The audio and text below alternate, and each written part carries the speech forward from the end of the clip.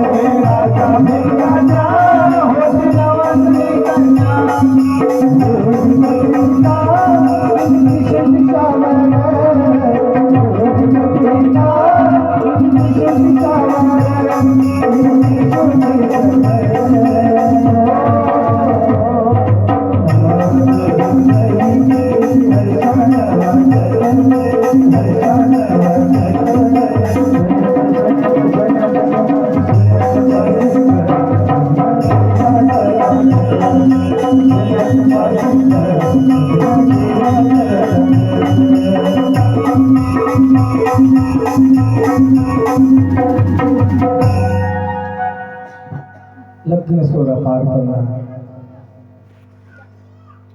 आणि लग्न लागले 5 मंगलाष्टक झाले. त्यावेळेस भगवंताचं पहिलं लग्न लागलं रुक्मिणी सोबत. सुंदर सोहळा काल झाला. याला म्हणायचं लग्न. खूप आनंद असतो लग्नात, खूप आनंद. आनंदी आनंद सोहळा पार पडला काल.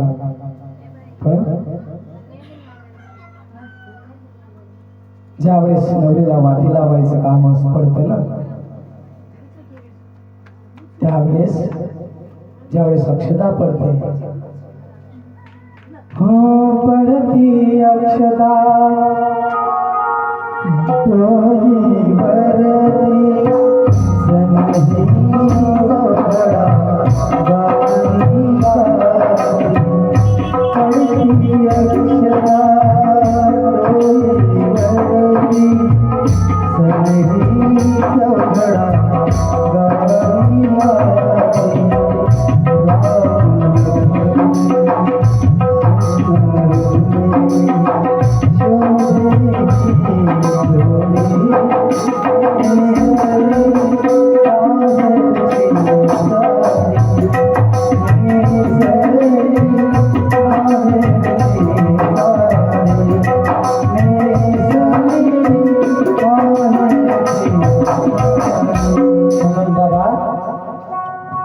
प्रत्येक घरात एक मुलीला जन्माला येऊ द्या.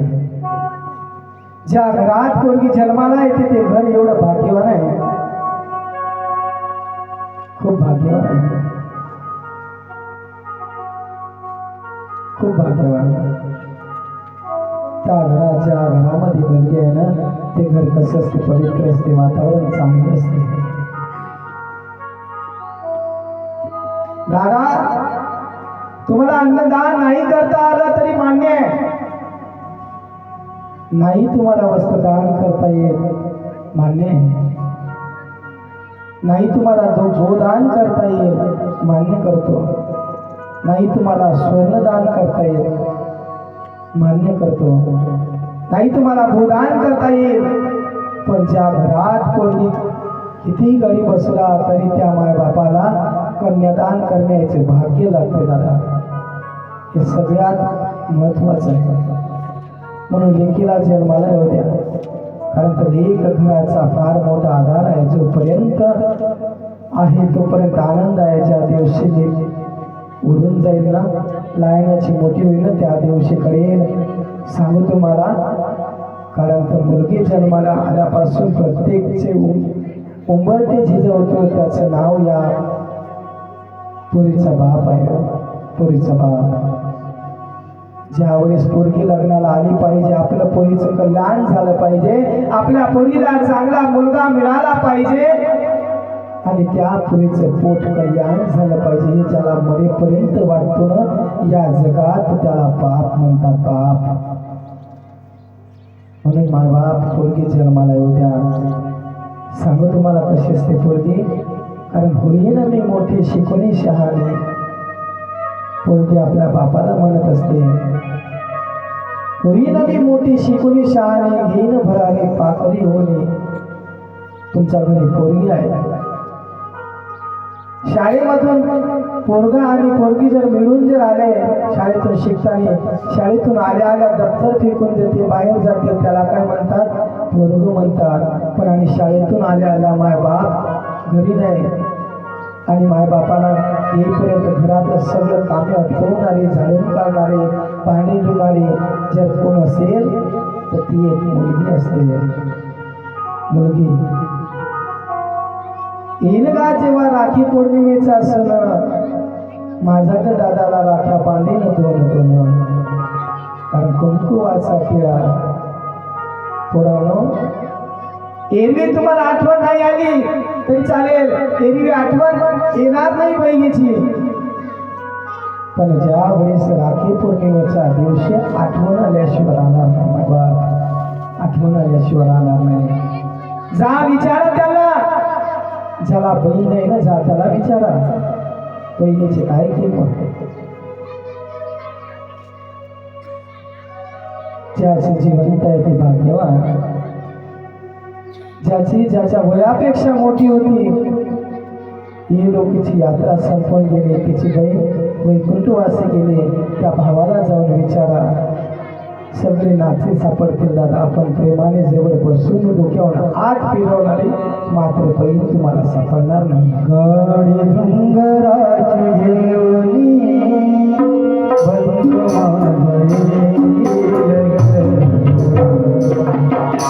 रात्रीच्या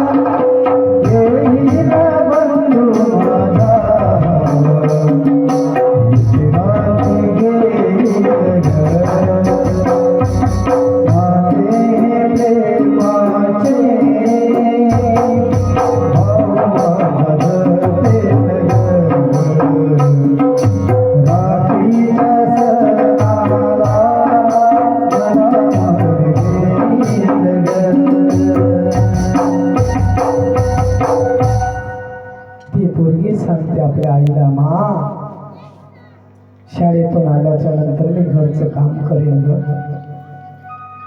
सगळं काम करेन, सगळे कामे करील, भांडे धुईल, झाडझूड करील, पण मला जन्माला यायचंय मा, एकदा मला जन्माला येऊ दे. सांग नाही, मला कोण वाचवणार, कारण तुझ्या विना जन्माशी मला कोण घालणार. किती सुंदर असते पोरगी. सांगू तुम्हाला, एकदा जर ड्रेस जर फाटला तर पोरगी बापाला तीनदा म्हणते.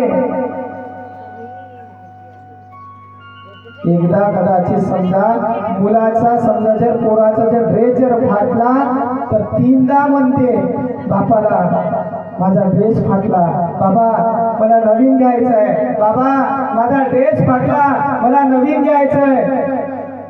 पण पोरगी बापाला कधीच म्हणत नाही, बाबा माझा ड्रेस फाटला, मला नवीन घ्यायचंय. त्यालाच ती शिवून बरोबर घालते, त्याला मशीनवर नेते, व्यवस्थित शिवते, त्यालाच व्यवस्थित शिवून या जगात तिला कोण म्हणत असेल ते मुलगी म्हणतात. मुलगी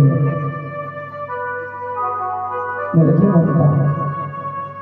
हो पडती अक्षदा डोईवरती, सनई चोगळे गाणे गाती. बाप सर्वांचा पाया पडतो, माझ्या मुलीच्या लग्नाला याय बरं, सर्वांनी यायचं, सर्वांनी माझ्या लग्नाला या. माझ्या मुलीचा आज माझी तांदूळ छकुली पाहता पाहता मोठी झाली, 5वीला 6वीला 7वीला 8वीला, असं करता करता कधी मोठी झाली, लग्नाचं वय कधी झालं मला माहित नाही. माय बापाला चिंता पडते, पूर्वीचे लग्न कसं होणार. माय विचार करते, बस माझ्या पोरीची तेवढी हात करायचे. प्रत्येकाच्या दारावर जातो, उंबरता झिजवतो तो बाप, सगळ्याला सांगतो माझ्या पोरीच्या लग्नाला या. लग्न जमल्या जात नाही, पत्रिका वाटल्या, लग्न जुळल्याच्या नंतर पत्रिका वाटतात. 5 एकर जमीन असेल तर 2.5 एकर शाहूकाराकडे गहाण ठेवून लग्न करणारा कोण असेल तर जगामध्ये, तो म्हणजे बाप, तो म्हणजे बाप, पोरीचा बाप आहे. लग्नासाठी व्याजाने पैसे काढणारा कोण जर असेल तर जगामध्ये आहे बाप आहे. हळद लागली खुलली मेहंदी, कानी फुगडी नथनी बेदी.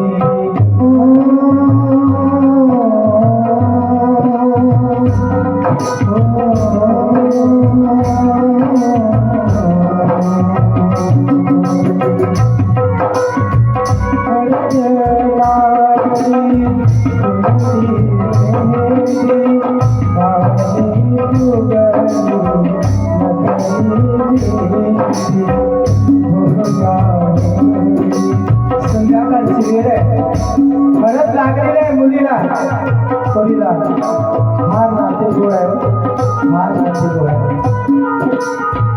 हळद लागली खुलली मेहंदी, कानी फुगडी नथनी बेदी.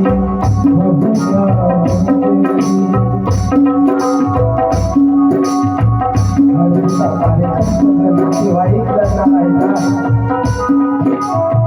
संध्याकाळी मुलीचा बाप मुलीच्या हातावर मेहंदी काढल्या जाते, रात्री हळद लागते. रात्री 12-1 वाजता मुलगी झोपी जाते. 1-2 वाजता बापाचा स्वयंपाक होतो आणि 3 वाजता बाप घरात येतो. ज्या खोलीत बापाची लाडकी लेक झोपलेली आहे ना, त्या खोलीत बाप जातो. पोरीच्या डोळ्यावर हात फिरवतो बाप, असं वाटतं त्याला पोरीला उठवावं, तिला उठवून बसवावं, तिला जवळ घ्यावं, हृदयाशी लावावं, ठसा ठसा रडावं. बाप रडत नाही, तिला उठवून बसवावं. किती वाजता? 2-3 वाजता. तिला जवळ घ्यावं, हृदयाशी लावावं, ठसा ठसा रडावं. बापाचं अंतःकरण त्यावेळेस काय म्हणत असेल? बाप रडत नाही असा विचार करू नका, असा विचार करू नका. जेवढा बाप